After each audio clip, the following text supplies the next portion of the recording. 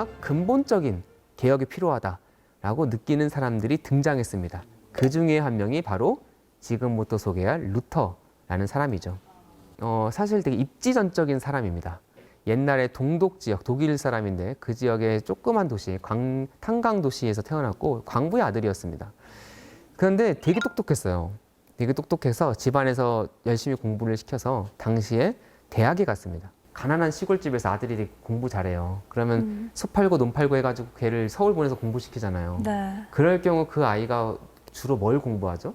법. 그렇죠. 네. 뭐 이과면은 의사, 아니면 뭐 문과면은 법을 공부하잖아요. 그래서 루터도 법을 공부합니다. 네, 루터도 법을 공부했는데요. 한마디로 온 가족의 희망이에요. 그렇죠? 근데 22살 때 인생을 바꾸는 사건이 하나 일어납니다. 루터가 하루는 친구와 같이 이렇게 들판을 걸어가다가 갑자기 폭풍과 몰아치더니 우르르 쾅쾅쾅 하면서 번개가 치기 시작했습니다. 더 놀랍게도 친구가 번개에 맞아서 죽었습니다. 자기 옆에서요? 어머. 여러분 같은 어떤 생각이 드실 것 같아요? 아, 다행이다. 내가 안 맞았다. 정말? 다행이라고 친구가 죽었는데? 내가 죽을 뻔했잖아요. 그런가? 티예요? 저도 트라우마 생길 것 같아요. 네. 나는 친구 목까지 내가 살아야겠다. 약간 이런 생각도 들 것 같아요. 그러니까 여러분들은 상당히 근대적인 생각을 하시는 거예요. 그러니까 이 사람은 중세말 사람이잖아요. 중세 때는 종교가 되게 중요하잖아요. 하늘의 뜻이라고. 하늘이 놓였나 보다. 그런 거 생각하지 않을까요? 그 번개 속에서 막 너무 무서워서 고개도 들지 못하고 발발 떨면서 신께 약속을 합니다. 성 안 나요? 나를 살려주셔서 그럼 내가 수도사가 되겠습니다. 우리 같으면 또 이 폭풍과 지나가면 그땐 내가 너무 감정적이었어 막 그럴 것 같잖아요. 그렇죠. 이거 강제에 의거한 약속이었다 이렇게 생각. 맞아. 까먹을 것 같아요. 취소. 이렇게. 취소할 텐데 또 루터는 되게 좀 정직하고 신실한 사람이라 그 약속을 지키기 위해서 실제 수도사가 됩니다. 이야. 그래서 루터가 이제 수도사 생활을 합니다. 그때 그림을 보면 좀 삐쩍 말랐어요. 근데 왜냐하면 루터는 너무 하나님이 무서웠어요. 너무 신이 무서웠어요. 그 눈앞에서 약간 죽음을 잘못하면 경험해서. 번개 하나 던져서 충분히 죽일 수 있는. 그리고 신은 되게 의롭고 정의롭고 그런 분이잖아요. 근데 그게 생각보다 무서운 말입니다. 의롭고 정의로운 분이기 때문에 우리 같은 죄인들을 가만 놔둘 수가 없어요. 그렇죠? 그래서 되게 루터는 정말 무서워했어요. 지금 약간 긴장하고 계십니다. 천장 있는 데만 다녀야겠다. 위에서 뭐 떨어지고 막 이렇게. 조명 위에 좀 치워주세요. 그래서 어떻게 해야 될까요? 죄를 용서받아야 하잖아요. 그래서 우리가 흔히 뭐 여러분도 상식선에서 아실 것 같은데 고해성사라는 걸 하잖아요. 그렇죠? 그래서 자기 죄를 진심으로 뉘우치는 거죠. 그래서 하루는 정말 내가 태어나서 어렸을 때부터 지은 모든 죄를 한번 고백을 해야겠다라고 결심을 한 겁니다. 그래서 자기 멘토 스승이 있어요. 그분을 불러다 놓고 5시간인가 6시간인가 열심히 고백을 했대요. 그 스승님한테 고문한 것 같은데. 그 정도면 귀에서 피 나셨을 것 같은데. 네. 그것도 죄 아닙니까? 그런데 정말 다 끝났을 때 물어보죠. 그 모든 죄를 고백했는가? 그러니까 그런 것 같다고. 마음이 편한가? 조금 편해진 것 같다고. 그럼 편안히 돌아가시오 형제여 하면서 너의 죄를 사하노라 그렇게 얘기를 해주죠. 그런데 돌아서는 순간 미처 얘기하지 못한 또 다른 잘못이 떠올랐던 거죠. 그만해. 5시간 들었잖아.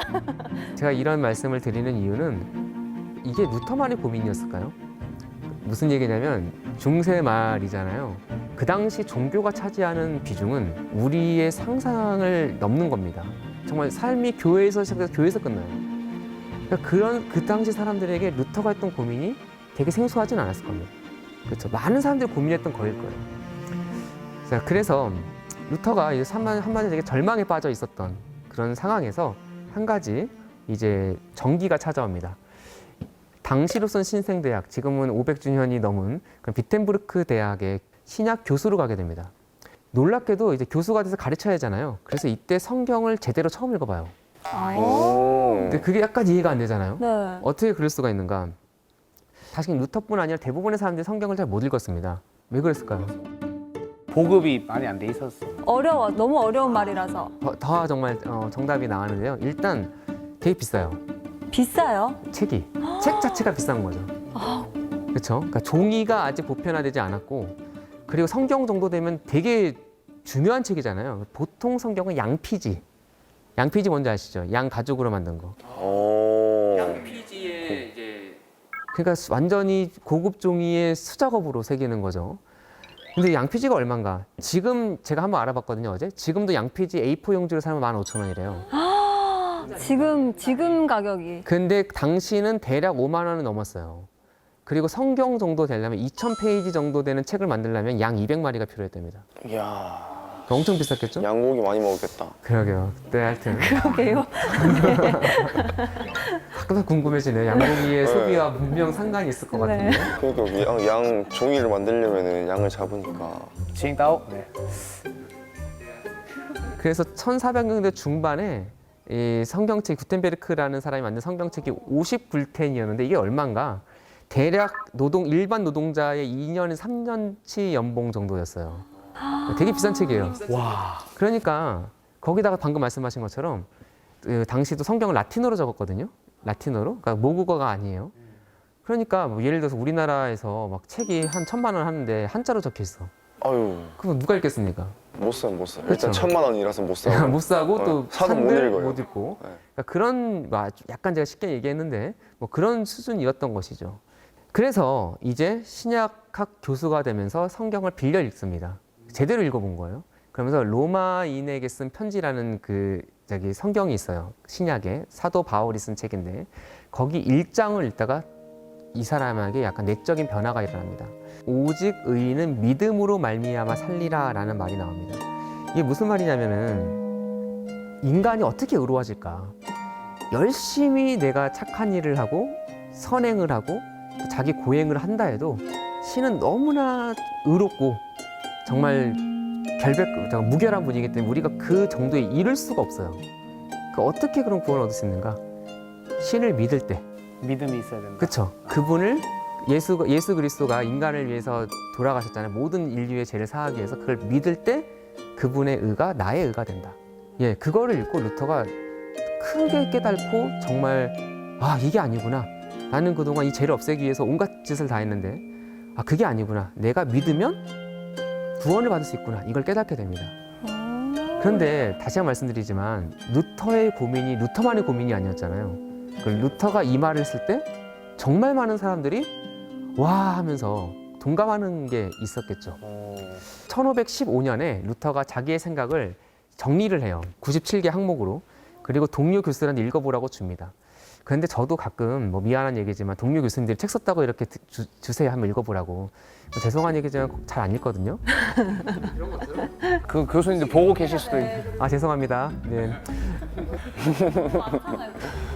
그런데 1517년에 어떤 일이 벌어지냐면 루터가 저기 보이는 대학 교회 문에 95개조를 이렇게 종이에 써서 꽝꽝꽝 하고 붙이는 그런 사건이 일어납니다.